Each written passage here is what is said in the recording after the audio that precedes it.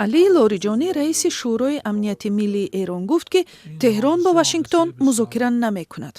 این اظهارات چند ساعت بعد آن صدا داد که در هشدارش پرزیدنت دونالد ترامپ گفت با تمام نیروی ارتش آمریکا جزا دادن ایران را دوام می‌دهد.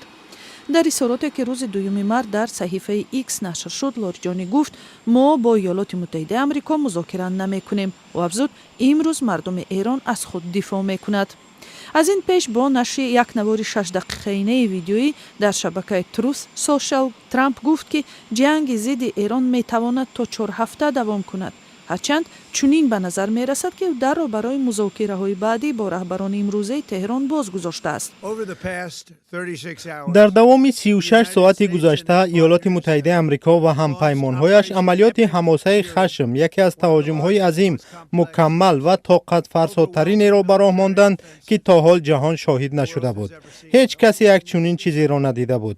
ما در ایران صدها هدف از جمله مؤسسه‌های وابسته به سپاه پاسداران انقلاب و سیستم دفاعی هوایی ایران را ضربه زدیم. عملیات حربی با تمام نیرویش تا دم دستیابی به همه هدفها ادامه می‌کند. ترامپ هشدار داد که اگر رهبران امنیتی ایران از جمله سپاه پاسداران، ارتش و پلیس سلاح را زمین گذارند، مسئولیتی پر را به دست می آورند وگرنه با مرگ روبرو می شوند. او این چنین گفت که فرماندهان زیاد در ایران منتظر پیشنهاد مسئولیت هستند و به گفتش هزاران نفر زنگ می زنند، ولی جزئیات از این بیش نداد. در مراجعه ویدیوییش ترامپ از کشته شدن 3 سرباز آمریکایی در این نزاع هم یادآور شد. او وعده داد که برای مرگ آنها با سخت‌ترین شیوه پاسخ می‌دهد. ترامپ درباره درگذشت رهبر عالی ایران آیت الله علی خامنه‌ای 86 ساله با عباره‌های خودکامه‌ای ناکام و مردی بدبخت و پست یادآور شده اینچنین گفت که همچنین تمام رهبریت حربی هم نابود شد. این در حالی است که مقامات ایران خامنه‌ای را قهرمان مینامند و برایش 40 روزی ماتم اعلان کردند.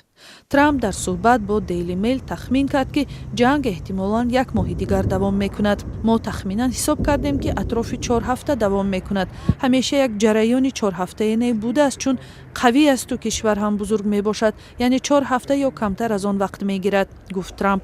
در همین حال علی لاریجانی رئیس شورای امنیت ملی ایران گفت که رهبریت موقتی این شورا تا زمان اعلان نام رهبری نو عالی کشور اداره دولت را در عهده خواهد داشت. علیرضا عرافی، یک روحانی سابقه دار در حکومت ایران، کمی بعد این گفته‌های لاریجانی همراه با پرزیدنت مسعود پزشکیان و رهبر دادگاه عالی غلام حسین محسنی ایجایی به شورای موقتی رهبران کشور شامل کرده شد. این شورا تا زمان عمل میکند که 88 عضو شورای خبرگان رهبر نو عالی ایران را انتخاب بکند.